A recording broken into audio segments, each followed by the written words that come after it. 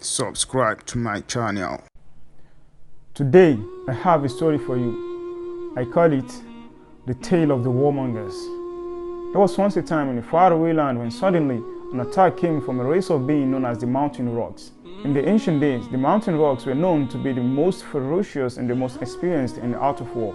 They descended from the highlands and decimated every single entity that came their way, leaving those who could flee and usurping their lands. But the twist in this story is that long before this happened, the Mountain Rogues were peaceful people who could only mind their own businesses. The other races around them, the flower beds and the river flows, took this as an advantage to beat them off their lands, forcing them to live at the edge of the world. Hundreds of years later, generations have passed in the lives of the flower beds and those of their friends. As for the Mountain Rogues, they had a longer lifespan, so when they attacked back, the victim could not fathom what was happening. All they could see was an evil enemy killing all that comes its way. Now the big question is, who was the villain of this story? The Mountain Rogues who were taking back their lands, or the other races who were defending theirs?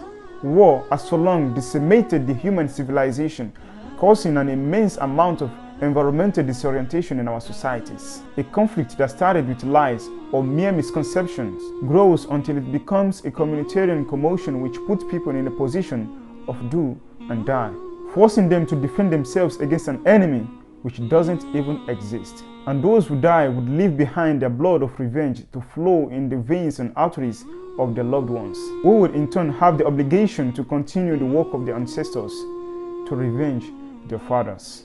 And then we have those at the other part of the world who have absolutely no idea of what is happening behind the obvious pseudo reality that some evil enemy are attacking them, because they have been made to believe that these enemies are absolutely evil regardless of their past. An unjust war has done nothing but increase the number of enemies whose kids would eventually revenge their fathers on our own kids, who would then have to defend themselves too. And so does the cycle continues without an end. What happens when war tears us apart and revenge grabs hold of our intellectual minds?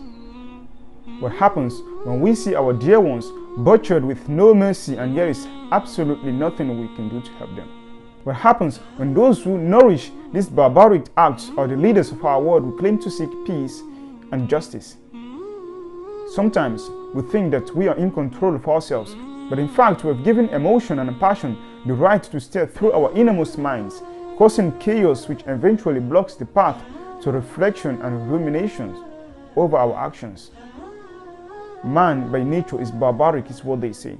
This equates him to the animal is what I say. The ability to come out of this barbarism is what makes him a man. But when you find yourself in a place where peace is lost and justice is hidden under the ocean, you only have two options: forgiveness or vengeance. This is how injustice creates injustice. This is how primitive, ignorant mind were caught by their own caprice, without thinking that what if these people that we consider our enemies are actually friends in disguise? What if we are on the wrong side? What if we are right, but they are right too? What if we are both wrong and we have to come together, put aside our differences and work together to make the world a better place? But unfortunately, the probability that these questions be pondered upon by our leaders lies somewhere around zero. Because then if war should stop, how would the master of weapon feed his own children?